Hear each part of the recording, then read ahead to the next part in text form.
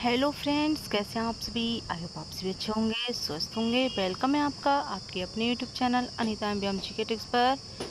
Friends, अगर आप इस चैनल पर पहली बार विजिट किए हैं, चैनल को सब्सक्राइब एंड वीडियो को लाइक शेयर जरूर कर लेना, ताकि आने वाली हर अपडेट आप सभी को मिलती रहे। तो ये मैक्रो टीचिंग लेसन प्लान है, जो कि फाइनल जब प्रैक्टिकल होता है तभी बनाना पड़ता है। ठीक है, तो यहाँ पर हमारा टॉपिक है भारत में नवजागरण। ठीक है, यानी कि विषय हमारा सामाजिक विज्ञान है और उप विषय इतिहास है और प्रकरण, यानी कि टॉपिक है हमारा भारत में नवजागरण। तो सबसे पहले हमने इसमें लिखे हैं सामान्य उद्देश्य, यानी कि जनरल ऑब्जेक्टिव्स। और ये आपको पूरे यूट्यूब पर कहीं भी इससे अच्छा आपको लेसन प्लान नहीं बने मिलेगा। ठीक है, तो यहाँ पर 5 हमने सामान्य उद्देश्य लिखे हैं कि छात्र छात्राओं में सामाजिक विज्ञान शिक्षण विषय के माध्यम से उत्तम नागरिकता का विकास करना, एंड छात्र छात्राओं को सामाजिक विरासत तथा समस्याओं का ज्ञान देना, छात्र छात्राओं में अंतर्राष्ट्रीय सद्भावना विकसित करना और छात्र छात्राओं में तर्क चिंतन निर्णय आदि। तो ये सभी आप देख सकते हैं और आप सभी को ये क्लियर भी दिख रहा होगा। एंड विशिष्ट उद्देश्य यानी कि स्पेसिफिक ऑब्जेक्टिव्स में सबसे पहले नॉलेज, यानी कि छात्र छात्राओं को भारत में नवजागरण के विषय में ज्ञान कराना। ठीक है, एंड अंडरस्टैंडिंग में है छात्र एवं छात्राएं भारत में नवजागरण को समझकर अपने शब्दों में व्याख्या कर सकेंगे। ठीक है, एंड एप्लीकेशन, तो यहाँ पर छात्र एवं छात्राएं भारत में नवजागरण के विषय को समझकर सामाजिक रूप से प्रयोग कर सकेंगे। क्योंकि देखिए, जितनी भी सामाजिक कुरीतियाँ फैली हुई थी तो इसके बारे में लोगों को जानकारी होनी चाहिए। तो क्या है, सामाजिक रूप से प्रयोग भी कर सकेंगे। एंड कौशल यानी कि स्किल में छात्र एवं छात्राएं नवजागरण के विषय में ज्ञान साझा कर सकेंगे तथा कौशल विकसित कर सकेंगे, यानी कि एक दूसरे को बता भी सकेंगे इसके बारे में। अब है प्रीवियस नॉलेज में छात्र एवं छात्रा सामाजिक कुरीतियों के बारे में सामान्य जानकारी रखते हैं। ओके, और टीचिंग एड में है चार्ट है। चार्ट पर मैंने बनाया था सती प्रथा और राजा राममोहन राय ईश्वरचंद्र विद्यासागर का जो चित्र था वो प्रदर्शित किया था उसमें। और हालांकि उसमें जो है ये भी थे ज्योतिबा फूले और सावित्रीबाई फूले। ठीक है, लपेट फलक में कुछ महत्वपूर्ण बिंदु लिख लेना। जो भी आपको नहीं आता हो वो बिंदु आप लिख सकते हैं, आता हो फिर भी लिख सकते हैं, नहीं आता है वो ज़्यादा महत्वपूर्ण होते हैं, वो लिख लेना। और चौक, डस्टर, पॉइंटर। ओके, अगला है प्रस्तावना, यानी कि इंट्रोडक्शन।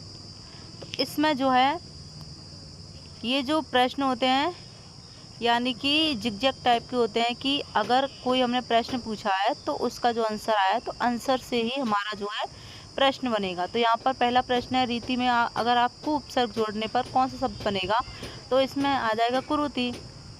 बच्चे आंसर दे देंगे। फिर दूसरा है कि भारत में कौन कौन सी कुरीतियाँ व्याप्त थी। ठीक है, तो यानी कि इसमें आप दे सकते हैं बच्चा आंसर कि बाल विवाह था, सती प्रथा, पर्दा प्रथा, और भी थे बलि प्रथा वगैरह ये सब। और सती प्रथा का विरोध किसने किया, तो सती प्रथा का विरोध राजा राममोहन राय ने किया था। अब यहाँ पर राजा राममोहन राय से प्रश्न बनेगा कि राजा राममोहन राय को किस काल का अग्रदूत माना जाता है, तो इसमें आ जाएगा नवजागरण काल का। ठीक है, अब हमारा प्रश्न है कि नवजागरण से आप क्या समझते हैं, तो ये हमारा समस्यात्मक प्रश्न हो जाएगा। फिर हम कहेंगे उद्देश्य कथन में कि आज हम भारत में नवजागरण के विषय में अध्ययन करेंगे या फिर विस्तार पूर्वक अध्ययन करेंगे। 4 शिक्षण बिंदु हैं। पहला शिक्षण बिंदु है हमारा धार्मिक एवं सामाजिक सुधार। हालांकि इससे बहुत ज़्यादा भी है, मैंने थोड़ा सा ही लिखा है, लेकिन जो अंग्रेजी राज का प्रभाव वगैरह था, जो अंग्रेज़ों का प्रभाव था, तो ये सभी जो है इसमें आ जाएंगे। लेकिन आप अलग से जो है नवजागरण पढ़ सकते हैं, बाकी थोड़ा सा ही लिखा है क्योंकि इसमें इतनी जगह भी नहीं होती है, क्योंकि पहले लिखने पड़ते हैं विकासात्मक प्रश्न जो कि आपके प्रीवियस नॉलेज से संबंधित भी होते हैं ये। ठीक है, और जो बोधात्मक प्रश्न होते हैं वो आपने जो व्याख्या की है या आपने बताया है इसके बारे में, धार्मिक एवं सामाजिक सुधार, तो उससे रिलेटेड आपके बोधात्मक प्रश्न होते हैं कि आखिरकार बच्चे को कितना समझ आया है। ठीक है, तो सबसे पहला हमारा प्रश्न है, नवजागरण से क्या तात्पर्य। बच्चे कहेंगे नवजागरण से यानी कि नए विचारों का जागृत होना, या कोई कह सकता है कि नए तरीके से जागना। ठीक है, ये बच्चे के ऊपर है, क्या आंसर देगा। दूसरा प्रश्न है, धार्मिक एवं सामाजिक सुधार के विषय में आप क्या जानते हैं। तो इसमें अस्पष्ट उत्तर आ जाएगा, क्योंकि बच्चे आंसर देंगे लेकिन वो अस्पष्ट होगा, यानी कि पूरी तरह से सटीक नहीं होगा। तो इसमें छात्र एवं छात्राएं ध्यानपूर्वक सुनेंगे। ठीक है, फिर आप ये अपना धार्मिक एवं सामाजिक सुधार के बारे में बता सकते हैं। ओके, यहाँ तक हो गया। तो ये मैंने चार्ट बनाया था, अभी तो खैर ये हमारे कॉलेज में ही जमा हो गया है, बट मैंने पिक ले रखी है, वो मैं आपको दिखा सकती हूँ। और बोधात्मक प्रश्न में राजा राममोहन राय किस शिक्षा से प्रभावित हुए। तो बच्चा आंसर देंगे कि पाश्चात्य शिक्षा यानी कि पश्चिमी शिक्षा और उनके विचारों से प्रभावित हुए थे, क्योंकि इनका मानना यही था कि यानी कि कहीं से भी मिल रहा हो, मतलब उच्च शिक्षा मिल रही हो कहीं से भी, यानी कि जो भी हमें उत्तम विचार कहीं से भी मिल रहे हैं वो हमें ले लेने चाहिए। इनका मानना यही था कि जो पूर्व और पश्चिम के जो उत्तम विचार हैं वो हमको ले लेने चाहिए, वो अपना लेने चाहिए, क्योंकि हमारा जो समाज है उसमें सुधार होना चाहिए। ठीक है, तो बच्चा आंसर दे सकता है, कुछ भी उसके मन में आएगा। और दूसरा प्रश्न है, यूरोप में नवीन बौद्धिक लहर किस शताब्दी में चल रही थी। तो 18वीं शताब्दी में चल रही थी। तो यहाँ पर आप देख सकते हैं और इसका स्क्रीनशॉट भी आप ले सकते हैं। तो एक शिक्षण बिंदु ये हमारा पूरा हो चुका है। और यहाँ पर अगर आपको बोर्ड पर नहीं दिख रहा हो तो मैं आपको बता दूँ, सबसे पहले हमने यहाँ पर दिनांक, फिर विषय हमारा, फिर उपविषय। अगर आप इंग्लिश से हैं तो इंग्लिश में भी लिख सकते हैं। ठीक है, यहाँ पर जैसे कि सब्जेक्ट, सब सब्जेक्ट, टॉपिक, ओके, और ड्यूरेशन वगैरह ये आप लिख सकते हैं, पीरियड वगैरह। ठीक है, तो ये आपका हो गया एक शिक्षण बिंदु। दूसरा शिक्षण बिंदु है हमारा कि महिलाओं के लिए नए कानून। इसमें देखो राजा राममोहन राय हम जानेंगे, और ये भी हैं ईश्वरचंद्र विद्यासागर भी। तो सबसे पहले हम राजा राममोहन राय के बारे में थोड़ा सा लिखेंगे। तो यहाँ पर है तो बहुत सारा पढ़ने को, और जब आप पढ़ाएंगे वहाँ पर तो बहुत सारा आपको डिटेल में बताना भी पड़ेगा, क्योंकि इसमें तो थोड़ा सा ही लिख पाते हैं। सबसे पहले विकासात्मक प्रश्न करेंगे कि ब्रह्म समाज के संस्थापक कौन हैं या कौन थे। तो बच्चा आंसर देगा कि ब्रह्म समाज के संस्थापक जो हैं वो राजा राममोहन राय हैं। दूसरा प्रश्न फिर स्टार्ट होगा, ब्रह्म समाज की स्थापना कब हुई थी। अस्पष्ट उत्तर हो जाएगा, मतलब बच्चे को नहीं पता होगा या गलत दे रहे होंगे। तो फिर हम यहाँ पर अपना स्पष्टीकरण करेंगे, यानी कि छात्रा अध्यापिका कथन करेंगी और छात्र एवं छात्राएं ध्यानपूर्वक सुनेंगे। आप इसका स्क्रीनशॉट ले सकते हैं। और यहाँ पर हमने बोर्ड पर कुछ लिखा है कि 1815 में जो है कलकत्ता में आत्मीय सभा का गठन किया गया था, तभी तो इसके बाद जो है ब्रह्मा समाज की स्थापना हुई थी। आत्मीय समाज का नाम बदल कर ही तो ब्रह्मा समाज किया गया था। तो ये सभी आप अपनी नॉलेज से लिख सकते हैं। ठीक है, आप अलग भी लिख सकते हैं, कुछ भी मतलब रिलेटेड इससे। फिर ये सती प्रथा का हमने चार्ट बनाया था, हालांकि एक ही चार्ट बनाया था, लेकिन यहाँ पर अगर हम सती प्रथा के बारे में कुछ बता रहे हैं, और सती प्रथा की हमने यहाँ पर एक कहानी ऐड नहीं की है, क्योंकि जब ये विरोध कर रहे थे राजा राममोहन राय सती प्रथा का, तब एक पंडित थे, वो सती प्रथा के पक्ष में थे, कि यानी कि सती प्रथा जो होती है वो सही है। ठीक है, तो इसमें आप वो कहानी भी बता सकते हैं, थोड़ा इंटरेस्टिंग रहेगी। और ये हमारा फिर इसके बाद बोधात्मक प्रश्न में कि सती प्रथा को रोकने पर कानून कब बना या फिर किसने बनवाया, ये भी। तो यहाँ पर 1829 में बना था और लॉर्ड विलियम बेंटिक के द्वारा बनाया गया था। ये जो आंसर दे सकता है बच्चा कुछ भी। और नवजागरण के अग्रदूत कौन है, तो राजा राममोहन राय। ठीक है, यानी कि आप जब फाइनल लेसन प्लान बनाते हैं तो आपको सब कुछ आना चाहिए। अगर आपने जो टॉपिक लिया है ना, कोई सा भी आपने टॉपिक लिया तो उस टॉपिक के बारे में आपको पूरी नॉलेज होनी चाहिए, चाहे आप गूगल से लीजिए, चाहे आप बुक से लीजिए, लेकिन नॉलेज पूरी होनी चाहिए, क्योंकि वो सवाल करते हैं आपसे जब आप पढ़ा रहे हैं बच्चों को, तो आपको भी नॉलेज होनी चाहिए। ठीक है, इसलिए जो भी नवजागरण का अगर टॉपिक लेंगे आप, तो मतलब पूरी जानकारी आपको होनी चाहिए। ठीक है, तीसरा हमारा शिक्षण बिंदु है ईश्वरचंद्र विद्यासागर। तो इनका जन्म हुआ था 1820 में और 1891 में इनका निधन हो गया था। तो यहाँ पर विकासात्मक प्रश्न है, विधवा पुनर्विवाह के समर्थक कौन थे, तो यही थे ईश्वरचंद्र विद्यासागर। ठीक है, फिर ईश्वरचंद्र विद्यासागर के कार्य बताइए, तो इसमें स्पष्ट उत्तर हो जाएगा। आप ये थोड़ा सा लिख सकते हैं, यहाँ पर जो मैंने लिखा है इसका स्क्रीनशॉट आप बाकायदा ले सकते हैं। छात्र एवं छात्रा यहाँ पर ध्यानपूर्वक सुनेंगे। ओके। सो बोर्ड पर आप थोड़ा सा ये लिख सकते हैं कि ईश्वरचंद्र विद्यासागर एक महान समाज सुधारक थे, लेखक थे, शिक्षक थे, लेखक भी थे और शिक्षक भी थे, और इन्हीं के प्रयासों से ब्रिटिश सरकार ने सन 1856 में विधवा पुनर्विवाह अधिनियम पारित किया था।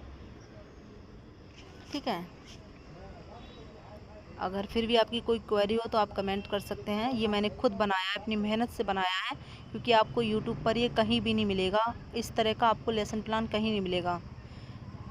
क्योंकि जो अगर अपने खुद से सीख कर बनाता है तो वो बात जो है आप लोगों को समझ भी आएगी। ठीक है। तो यहाँ पर बोधात्मक प्रश्न, तो इसमें विधवा पुनर्विवाह अधिनियम कब पारित किया गया, तो आंसर दे देंगे 1856 में। ईश्वरचंद्र विद्यासागर कौन थे, तो समाज सुधारक थे, शिक्षक थे, लेखक थे। तो यहाँ पर एक मैंने ये विधवा महिला बनाई है, ये है ईश्वरचंद्र विद्यासागर, और ये मैंने यहाँ पर लिख दिया अधिनियम जो पारित किया गया था। अब हमारा फोर्थ शिक्षण बिंदु है, मैंने ये इसलिए लिया है क्योंकि देखिए जब समाज सुधार की बात ही हो रही है तो दलित जातियों के लिए सुधार आंदोलन जो चलाए गए थे, या उनके लिए जो शिक्षा की व्यवस्था की गई थी, क्योंकि शिक्षा उनको देने से कतराते थे, यानी कि शिक्षा उनको देने ही नहीं देते थे, चाहे कोई भी दे रहा हो। जो सावित्रीबाई फुले हैं वो सिर्फ पढ़ाती थी, तो उन पर जो है कंकड़ वगैरह फेंके जाते थे, तो इस तरह से जो है अत्याचार होता था। तो अगर आप समाज सुधार की बात कर रहे हैं तो अगर ये नहीं आए तो फिर क्या पढ़ाना। तो इसमें अभी हम पढ़ेंगे ज्योतिबा फूले और सावित्रीबाई फूले, जो कि ज्योतिबा फूले की पत्नी थी सावित्रीबाई फूले।